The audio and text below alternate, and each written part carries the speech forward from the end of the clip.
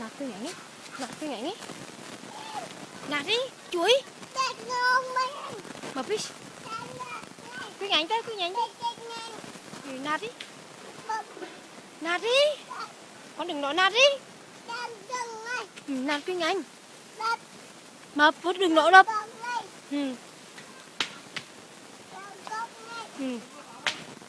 Thế quy ngành thế, nạt quy ngành như thế. Đập cái này.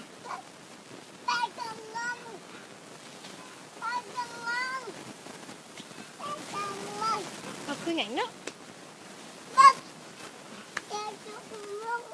Rồi vết đấy là đừng chửi, vết đấy là đừng chửi. Vết đấy là đừng chửi. Chửi. Thì quy ngành một đây, quy ngành một đó, đập quy ngành thế. Vết cái vết mẹ câu ấy. Quang, vết mẹ câu ấy. Chuối. Đập cái này.